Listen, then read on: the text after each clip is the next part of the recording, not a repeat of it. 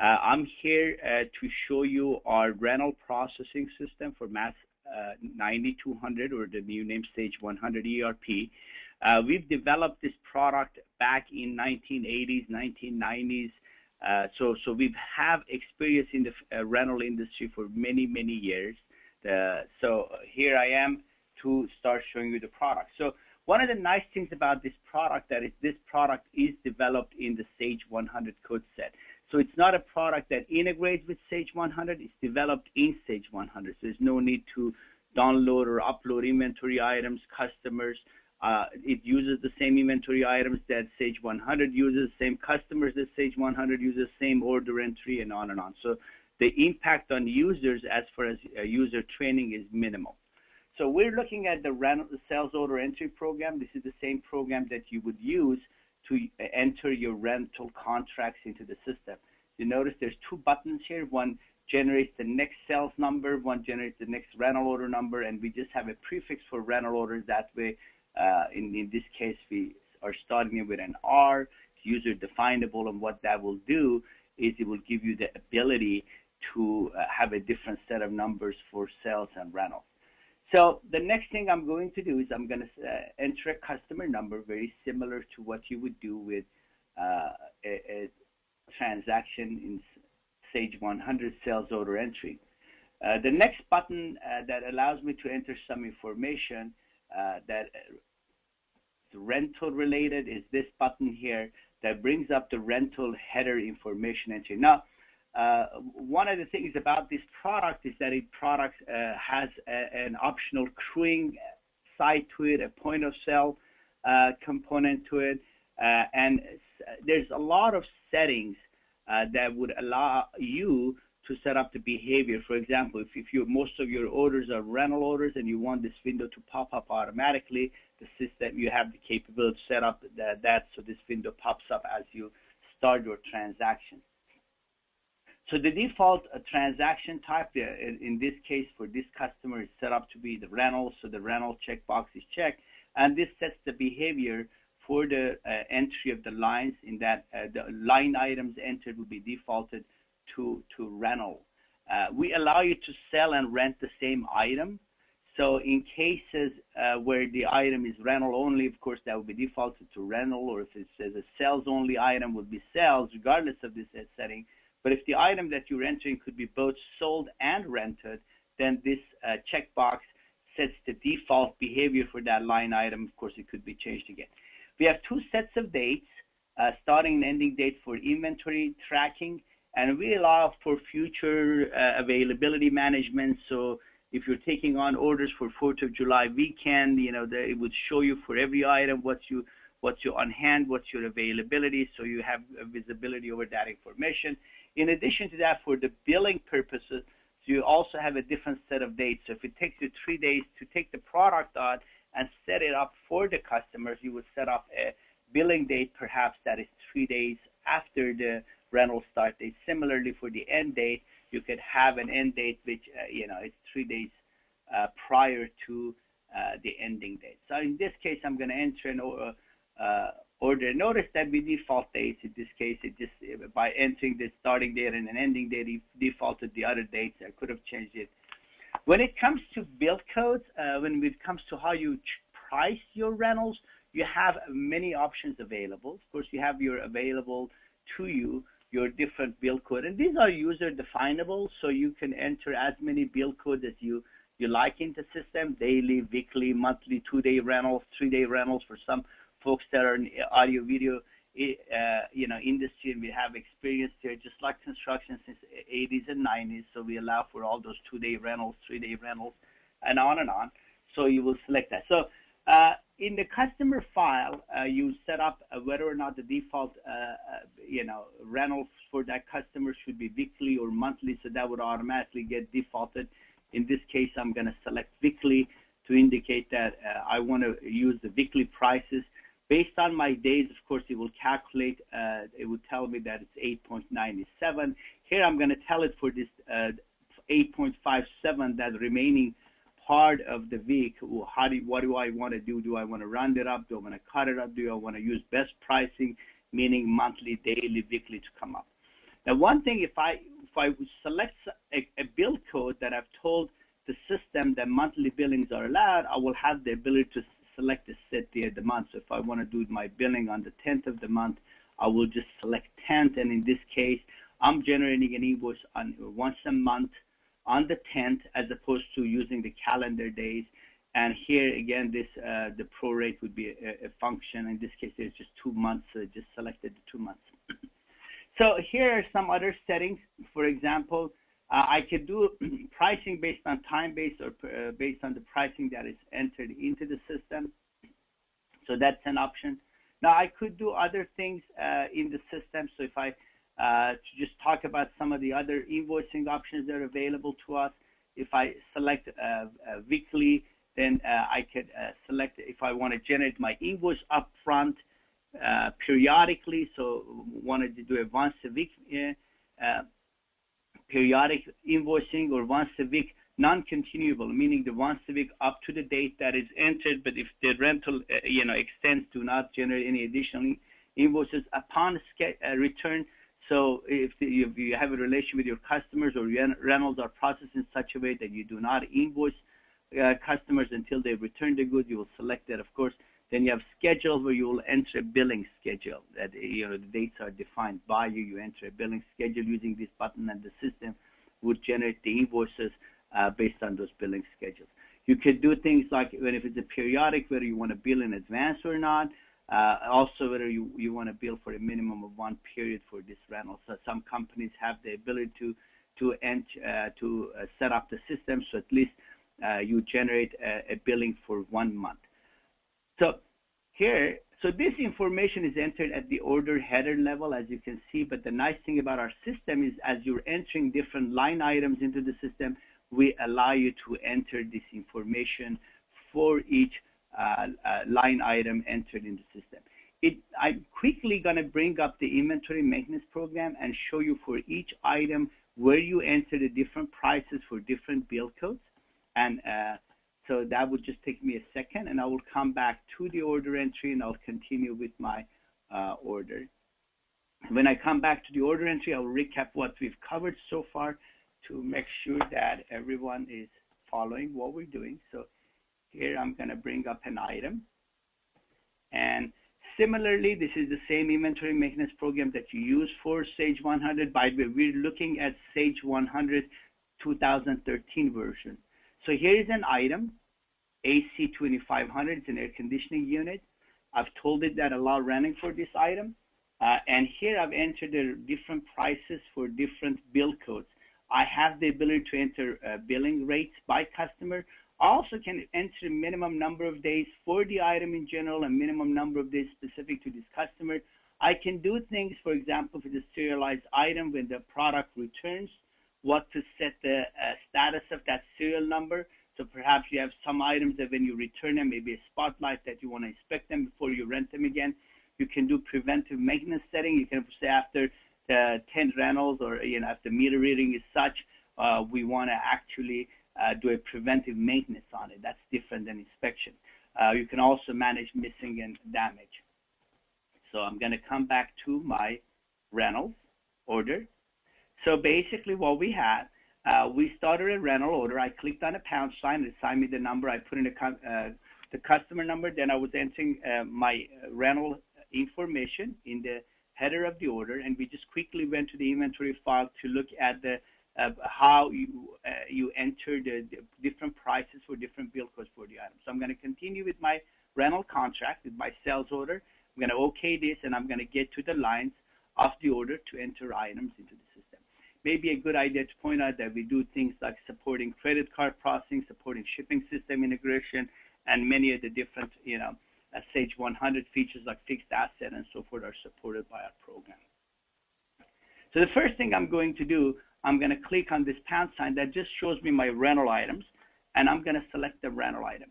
Note that I have the ability to also create views as part of MAS-90's advanced lookup, just to show me my rental items, or rental items that are kits, or rental items that are serialized items. So I'm going to select an item. I could select the same item, AC 2500, and I will enter a quantity that I want to rent. So I've selected a quantity. Notice that you see this sign here that indicates it's a serialized items that I have not entered a serial number for it. I have the ability to reserve a serial number. So if I clicked on this button, it would show me my available serial numbers, and I'll be able to reserve a serial number for this item. So I can select the serial number here, and the system would reserve that serial number for this order, so that when I'm shipping the product, that serial number would be defaulted for the order. So I can at this time select that. It's reserved. Okay, so it would tell me if that serial number is reserved for some other orders. If I choose to select the serial number that is not available, actually as part of the setting, I could, as part of that view, show which serial numbers are available and which serial numbers are reserved, so it would not have that issue. Note that you can also scan serial numbers. We allow for quick processing of transactions both in sales, shipping, and rental. So in other words, you can actually scan a serial number, and using this to setting add an item and increment, it will automatically load the item into this screen here for me. So I can have a counter, and the customers will bring products to me, and I can just scan those items, and the products would be loaded into the system for me. Some of the other settings, I can view availability of the item. If I click on this button here, this would show me for this item what are my positions. So it shows me what I have on rent, and I have from date of 6/26 to 6/30, I have one on rental order. From 7/1 to 7/15, I have two on order. From 7/16 to 8/25, I have one on order. So notice that there's a quantity on rent and there's a quantity on rental order. We keep track of both for you. Quantity on rental order means you've entered it on it. On a rental order, quantity on rent means that you've actually processed the shipment, and the product is out, whether they picked it up or you delivered it. It's no longer on a rental order, it's actually on rent. You can view this information by day as well, so it will show you for individual days. So if you have overlaps, so there could be more than one order for a range of days, so you'll have visibility over those specific days, and you can actually change a product. And if you, for example, if you're sub-renting a product, which we allow for sub-rent, as you can see here, you can sub-rent it for a smaller order, order that is for only a few days, as opposed to an order it's for a month. You can do things, if it's a serialized items, you can view the serial number statuses. Now, for each serial number, we keep track of what's the status of that serial number, and then later on I will show you a scheduling board that actually will show the usage of each serial number by the different orders, so you have visibility over that as well. And here you can look at all warehouses or an individual warehouse. So this is our inventory availability display. We talked about being able to, by line item, enter a different billing code or different date. So maybe just one of the items they've told you, let's say they're renting products for a convention, and some of the lines they're only going to use for certain days for that gala event. So you can change for that item and put in a different starting and ending date for that rental of that item. So we support this, entering of this rental information for each line item.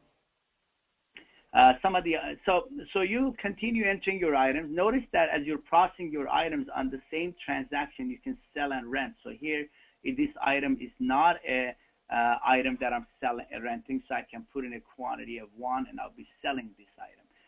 There is a field in the order, the grid, that would allow me to indicate whether or not it's a rental item or a sell item. So by pulling that and making that part of my primary grid, I will have visibility over whether that item is a sales item or rental item.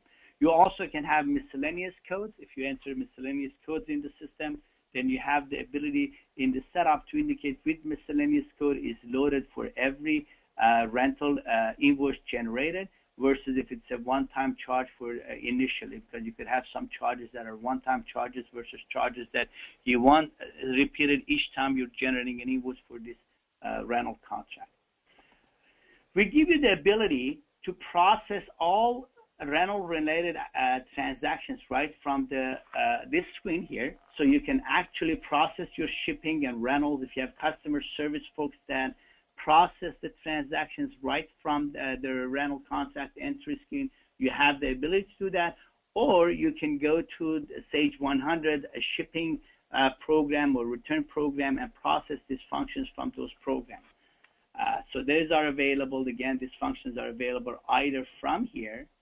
So let's file this, or from the Sage 100 rental shipping program. So rental shipping program has the rental shipping data entry program. You can process your rental shipments just with the shipping data entry program that Mass98 uses. So if your warehouse is set up in such a way that all products, rental or sales, are handled by the same folks, you can use one shipping data entry program. But if you have a different department for rental versus sales, you can have a different shipping data entry program used, where your rentals are processed in this program and your sales are processed in Mass98 shipping data entry program. So if I went and brought up an item, a sales order, I want to show you some of the rental activity that is tracked for the item. I think some of these items I've already processed. So if I brought an item up, I'll have ability to view the activity for that item. When that item was processed, when item was shipped, it would be displayed here. I guess this order has not been processed either. Let me see if I can find an item that I've actually processed. I will go ahead and process these items, and we'll see the activity as the tab. So I'm going to do a rental shipping data entry, and I'm going to process the shipment for this order 63, so we can come back and view the information. So I'm going to enter my shipment. Notice that all the information got loaded here from my entry made in the sales order entry program. Of course, we will interface with any shipping integration software that you have, whether it's Smart Link or StartShip or any other product. We will link with it. We'll let you do all the manifesting. But once you're done in entering the information, you can just update this rental. And what I'm doing as I run this update, the system will move the quantities on this order from quantity on rental order to quantity on rent. And basically past this, I could actually then process this transaction on the rental return program, and on and on. So as you process a rental and ship it out, you can still bring up that rental transaction. You can allow you to do early returns, partial returns, late returns, add an item to the rental if it's odd. So the system is very flexible in allowing you to handle all of those situations that come up as part of processing your transactions in the system. So it's generating my rental shipping document. And again, okay, so this function could be done either from so here I'm updating my rental. So if I bring up that rental order again, the 63 that I just processed, and I go to the lines for it,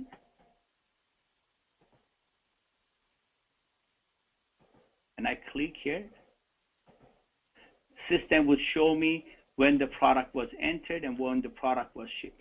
Now, as I generate invoices for this line item, the system will also show me all the invoices that are generated on that tab. So if I was looking at the rental information, I see that I've set up this to it's actually a one-day rental only, so I don't have a situation to create a rental invoice. But we have a program that allows me to, in this situation, my rental is from 6:25 to 9:30 set up as periodic.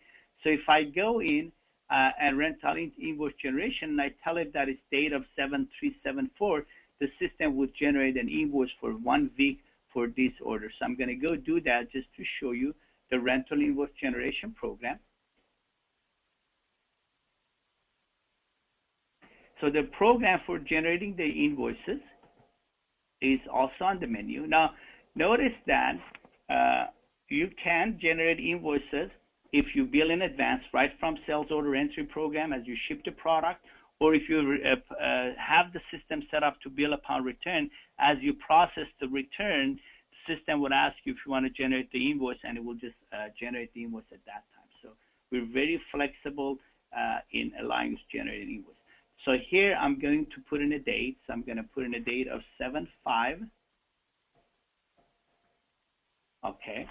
And I'm going to proceed. It's going to go through, and it would look at any periodic billing, any billing that has been that is set up as any rental contract that is set up with a billing schedule, and the date passes the date that entered in the schedule, entered in the rental. So it's going to show me what invoices, what orders it's going to generate invoices for. And here I'm seeing them. It would show in red what I should have generated and it's past due. So we're going to go ahead and generate these invoices. And it's telling me that it's going to generate an invoice for sales order number R2 from this date to this date for quantity of 3. It's going to generate an invoice for this rental order from this date to this date for that many quantity, and so forth and so on. So if I say OK and I say proceed, it is going to generate my invoices for me, and it's going to put them in Mas9's rental invoice in program, where they would be sitting there for me to update.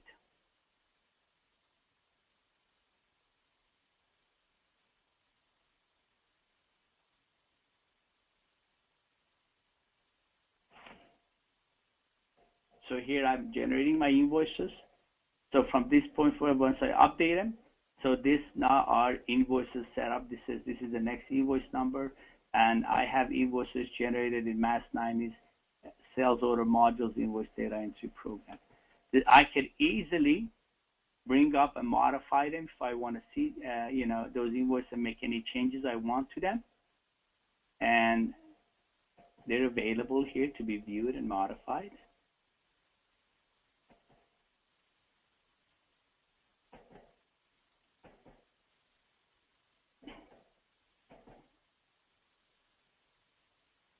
So the information is sitting here, the rental for why it generated the rental, what was the information, and on and on and on and on. Okay. So now I have the ability to update it right from here, or just run the Mas9's daily sales update program and update this rental invoice and get it out of the way. I'm going to update this. I'm going to go back to the rental order, show you the activity track there. Then we'll go ahead and process the return. We'll see how the return works. We'll talk about missing and damage, how we handle missing and damage. Then we'll look at the serialized dispatch board, and then I want to talk to you a little bit about the point of sale and crew scheduling. I think we're tracking good as far as time goes.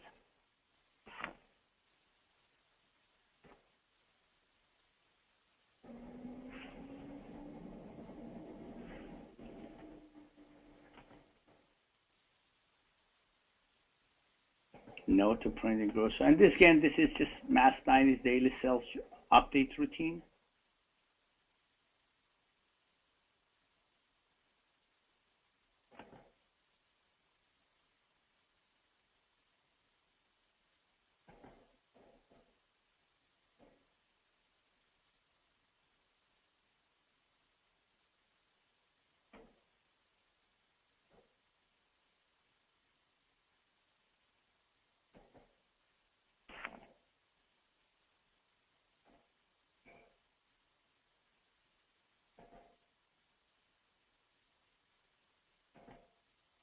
Okay, so I'm going to go back to my rental contract entry program. Needless to say, your forms are all formattable, user-definable. We let you do things such as keep track of insurance expiration for the customer, and all those type of functions are managed in the system. So if I bring up my rental contract up, I will be able to, if I click on that line, I would be able to see that not, so this line is a serialized line. For the serial numbers, it shows that for each serial number, the activity. It would also let you swap the serial number. So if that serial number at some point got changed. So this on this is a serialized part, so the display is different than non-serialized items. And for non-serialized item, it just shows the information. For serialized item, it has a window at the bottom that for each serial number, once you click on it, it shows the information. Okay, so this is our rental contract 62. Similarly, I can look at the rental contract 63 that we were working with, and for that as well, would show me all that information as to what has happened to it. Okay.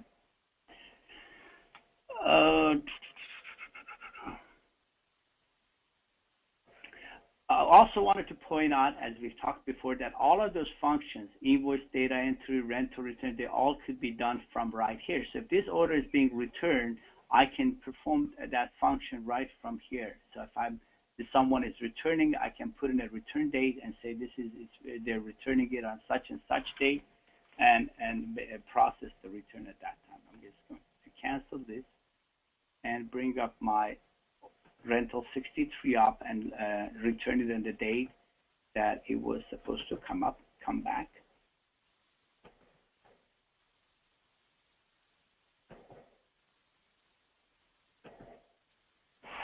Okay. Okay. So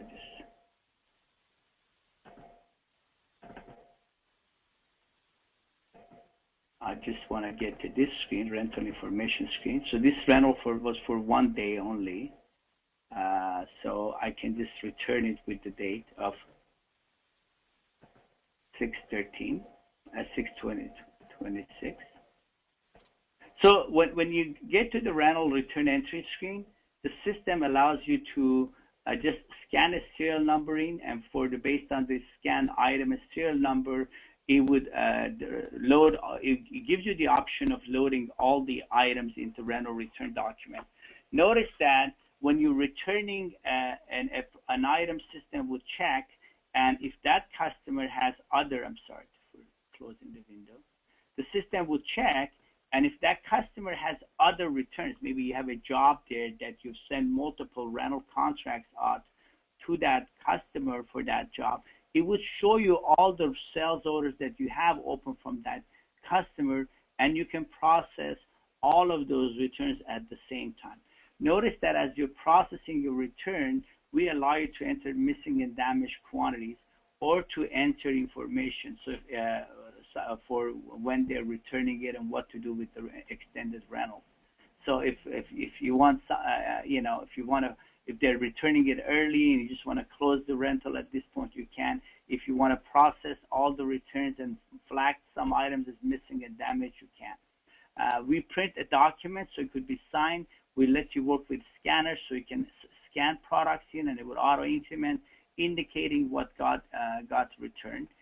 There's also a program called Missing and Damaged we'll get to. I'm just going to go ahead and update this, and here we're updating our rental contract 63. Now, when a product is returned, we reconcile all the invoices that are generated for that return, for that rental contract, all the invoices that are generated with the product rental duration, and we'll create a credit memo if we've charged them more, or we will invoice for any days that they had the rental for in excess of what you had entered in the rental contract, unless you change the date upon rental return and indicate that you do not want to charge any additional days. So this is how easy it is to process rental returns. And I'm going to show you the rental return program from the menu as well, rental return order entry program. So again, all these programs you can access from the rental contract or from menu. And of course, all of this is security and role-based control, so you can set up who can access these programs. So here is where you can scan a serial number or enter a rental sales order, and all the returns, all the other returns for that customer will be displayed, so you can choose one and process them. So if I indicate that the customer is returning this, it will tell me whether they're returning completely, and it will be loaded here. I could have just scanned the serial number. Again, scanning the serial number and processing transactions by scanning the serial number and loading them into the rental contract is a very big part of our system, and we support that throughout the system. We talked a little bit about missing and damage. I'm just going to bring the system up. So whenever during the rental return program, you flag an item as missing or damaged, system gives you the ability to come back to it at a later time and indicate whether the product got returned and you just want to close the missing and damage, or you want to issue out of inventory, or you want to generate an invoice to the customer for that missing and damage. Or of course, if something was returned late, as missing, you can go and just process a rental return and it will bring the product back in. I wanted to show you rental status views. So you have ability to create views into the rental contract, as many of them as you want, to have visibility over all your rental contract, all of your open rentals very easily, to do things like, to load the rental contract in here, to do things such as, I want to see rentals due next 60 days, rentals due tomorrow, and this information is available to you, and this is part of Sage 100 Business Insight Explorer, and you can create as many of these views.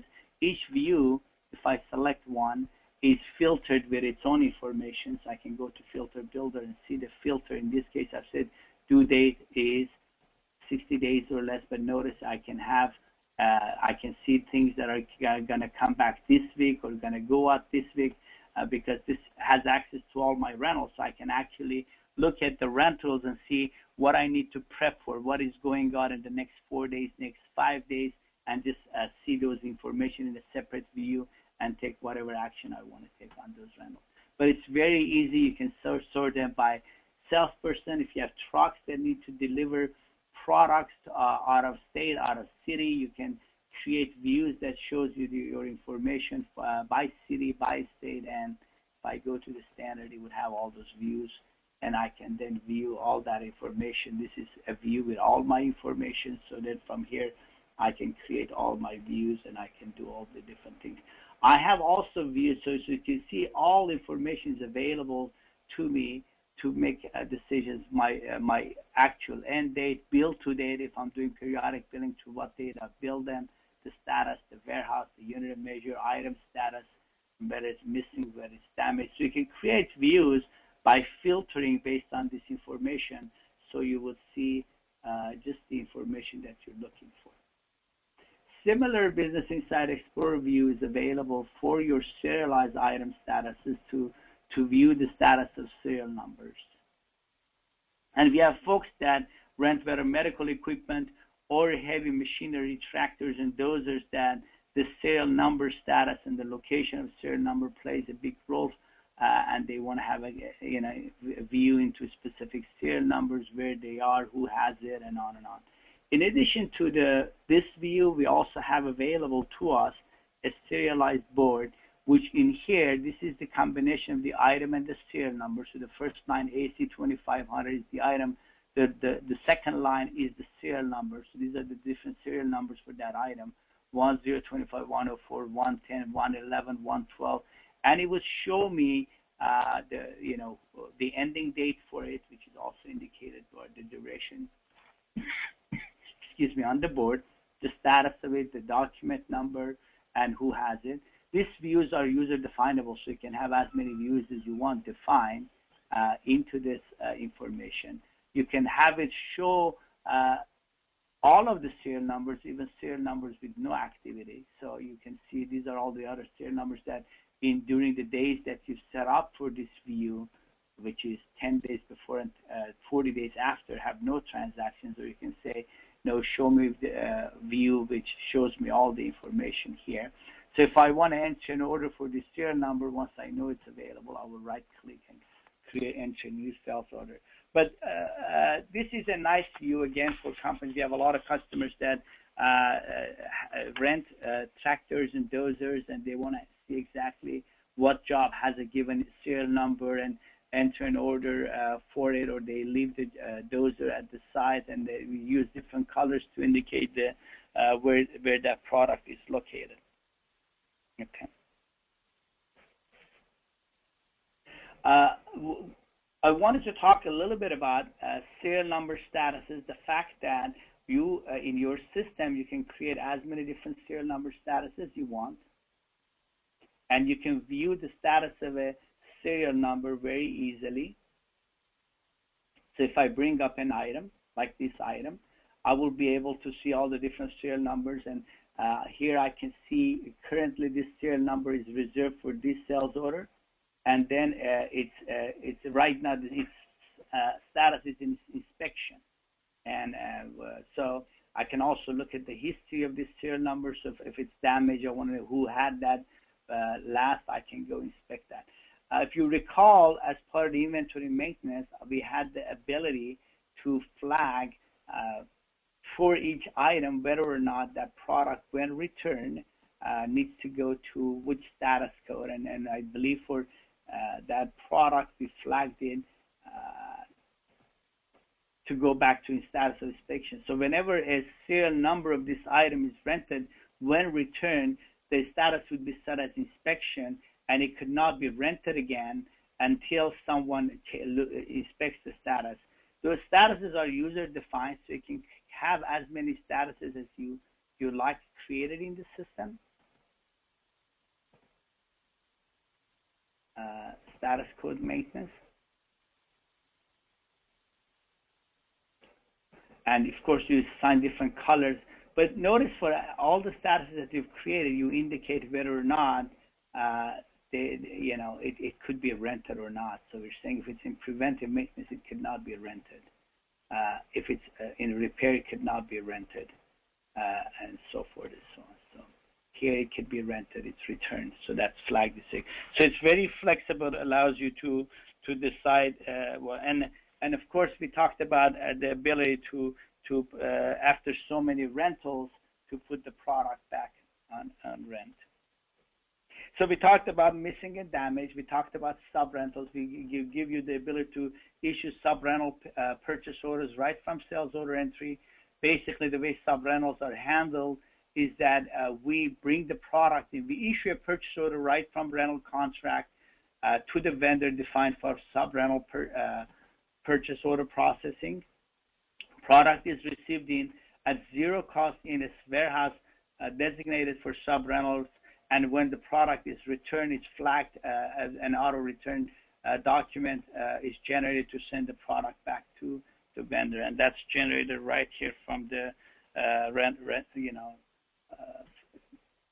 So it's 10:40. What I'd like to do is spend 5-10 minutes and talk about the crewing aspect of the rental, which is an optional feature of it, and that probably would bring us to 10:50, 10:55, and from there we can open it to questions, and I can answer any questions that you may have. So as I mentioned, this product could be purchased by itself. That would let you manage your rental inventory, or there's a crewing aspect that is optional, and basically when you purchase the crewing part with it, it gives you the ability to schedule folks to go do work on these rentals when you're sending out. A lot of companies in the audio video industry, they also send folks out to operate machines or install machines, install stages, and so forth, and they like to have this integrated feature. But of course, some people just do rentals and they don't have the need. The idea is here is the same, where you click on the pound sign, it would assign your next order number. You would enter the customer number here, similar to the other. Now, one of the things you have here now, in addition to your rental information, which you had, is the generation of the crewing task. You can generate crewing tasks by entering what we refer to as a routing, which all it is a series of stages. So you can have a stage, a routing for stage installation. You can have a routing for operating machinery, microphone, camera, and so forth. And based on the routing and how routing is set up, crewing tasks are generated. So let's look at the routing entry screen for a quick second. We'll come back to it. Now, we do things like skill matching. So if you have different folks that have different skill sets, that gives them the ability to operate machinery, certain model machinery, and so forth, you can do that. You can also have different rates set up in the system for things like master electrician, and the rate system would you use that information to know what to bill for the rental. As part of the crewing, there's also an element of job costing that we'll go and touch on in a quick second. So here are for installation of the pool product, do a site visit, do the installation, do the tear down. I could have had additional steps here if I want to do, if I'm doing troughs and so forth. But what's going to happen if I click here and I come back to my routing list, and if you recall, I was in my sales order entry screen, and I clicked from this drop down on the generate, and it came up. If I click here and I say yes, generate, it will go ahead and generate tasks. So these are some crew calls that got scheduled, and I can view them. These crew calls got added to this rental contract. Just, so in addition to the rental items that I'm going to enter for this rental contract, now I also have these crew calls that I've created for this rental contract. I can, for any one of them, I can enter, change the dates from here. I can enter any communication here for my scheduling board person would see. I can assign a technician, or if my, dispatcher sees, decides who to assign it to or puts in an hour and a dollar amount, I will see that information here. So this is information about how much you're selling the quoted amount, and then actuals as they're entered in the system will be displayed here. So I'm going to say OK, and here for this rental contract, which just like the others, I have the ability to enter my rental items, sales items, scan products in just like we looked at. Here I have a scheduling board that would show me all my jobs that I've scheduled.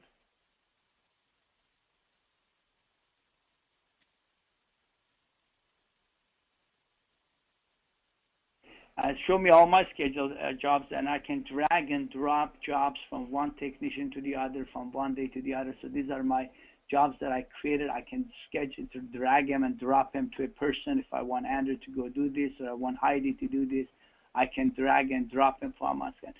Many people, if they're doing will calls and deliveries, use the scheduling board to manage their pickups and deliveries. One of the nice things about the system is you can have multiple routings kick in for a given job, and you can have a routing for pickup and delivery, and task is created. Notice you have, again, many different views, and I can have a view that that I create that is only shows me any job that I have. So I can create a view of 080 and say pickup and delivery. And here I can say this is certain task types. Pickups and deliveries are whatever jobs they are. I can select that.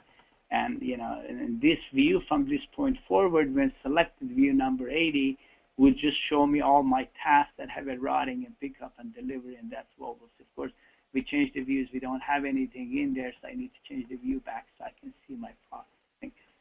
So the scheduling board is very easy. You just drag and drop. If for some reason this job is going to be done not on 26, it's going to be on 27th, you change that. And what happens on the scheduling board is a two-way link where the information is shown here as modified on the scheduling board. The same, so in this, some of this I pulled and assigned to different people. You will see the person I've assigned. You can bring up the task, make any changes you want from the scheduling board, from the order entry as well. So there's a two-way link between the person that does the order entry, your customer service rep, and your Teamster. Of course, all of this is security access driven, so only folks who are authorized to do some of these things have access to this. We talked about a costing element. I'm going to quickly do this as well. Then I'm going to open up to questions. So in the system, a lot of folks do quotations. Then you want to do job costing. So if it's a quotation, you can process it as a quotation first, then come back to it at a later time, change it to a standard order. I have the ability to create contracts, a job, and the jobs basically, you have template contracts that you can create in the system. Template contracts could be for a stage installation contract, which would be for a high school graduation, and template contract would have all the items that is part of that package, which would automatically load from that template contract into the rental contract with the prices that you entered for that, with all the kits and components and the steps. Or it could just be something that you'd use. The nice thing about a template contract is that from this point forward, any transaction that you process, even in the AP module, you can link to this job cost. Any additional rental contract you process, you can link to this contract, and it will load that information to it. So if I click on that blue line, it will bring up my rental contract, where I'll have visibility over all my transactions that I process for that contract. So here, I'm no longer in the sales order entry program. I'm in the contract data entry program. You can see it has a duration that came from template contract. I can have different prices for different labor codes and different parts that are used for that contract. I can see the job cost history, so any labor code, any item is assigned the job cost code, and the information is rolled up to this contract. So you enter the sale as part of the contract when a salesperson sells it, what are they estimated, the actuals are kept tracking. You can put them on the report and see for this contract, for this task, what was quoted weekly or monthly, what actually occurred. So it's 10:48. I'd like to, at this point, wrap up my demo, even though I can go on still for some time, and see if I have any questions to answer. Adrian, are there any questions to answer? Thank you, Alec. So what occurs during implementation of this product? What occurs during a very, very, very good question. So we've been doing this for many years. We have documents created that gives us step by step what we need to do to make going live in a non-issue. Everything from setting up the record, there's visual indicators, jobs created for every piece of data that needs to be loaded into rental contract.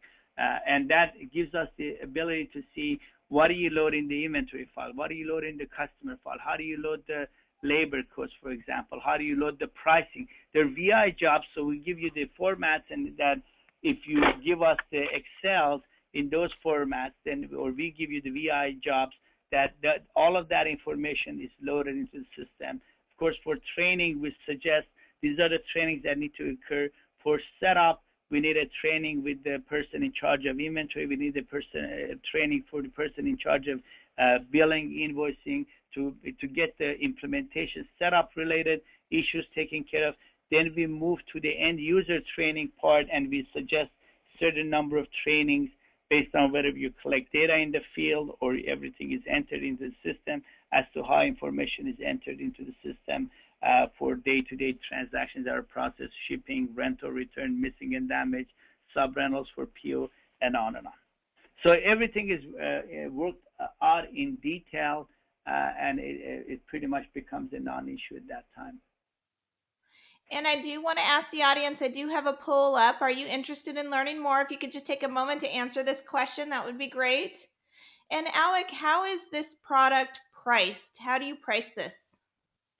Product has a selling price that is just for the product, regardless of number of users that you'll have. So you can have 5 Mass 90 Sage 100 users or 20 Sage 100 users. Once you have the product, you basically own the product for the licensed number of users of Sage 100. We sell an annual maintenance, an annual support. Annual maintenance entitles the end users to the latest version of the product. As you can see, we continuously upgrade the product. What I showed you today was in 2013. The 2014 version is in test right now, will be released. Also, any enhancements we make to the product we roll out, or we also have the ability to make enhancements that are specific to end users. We set an annual maintenance contract for enhancements as well. So as long as you're current, you get the latest version of the product. You no longer need to worry about, I am on a very old version of the product, what's going to happen? I cannot upgrade to the latest version of Sage 100. As you know, Sage 100 now releases many new products for the Sage 100 product, and we want all our customers to be in a position to take advantage of those.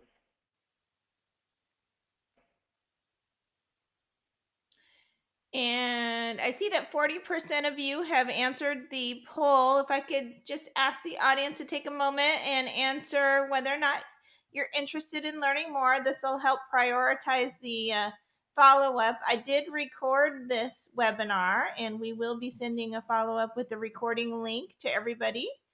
So thank you so much for joining us on this beautiful Thursday afternoon. There's a point of sale element to it as well that will let you do open cash drawers, close cash drawers, except up to 4 payment types for a given transactions.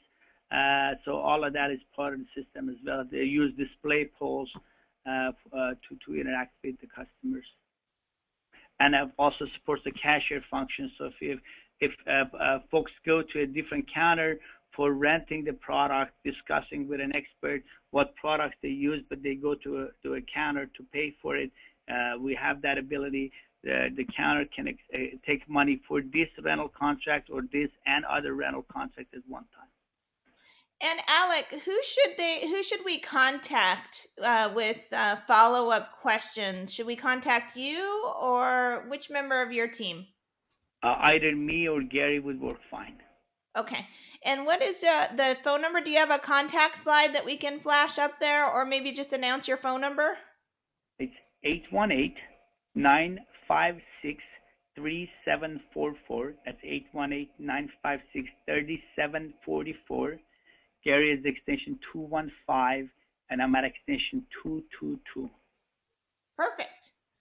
Well, I don't see any other questions, audience. I just want to remind you that there's 2 buttons on your webinar pane. If you did have a question, you can go ahead and click on that question mark button.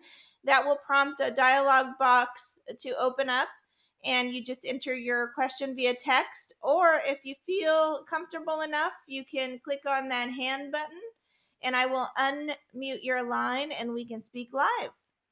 If you have no further questions, thank you so much for joining us today. And we will get you that follow-up email and be in touch. Alec, would you like to close out with any further remarks?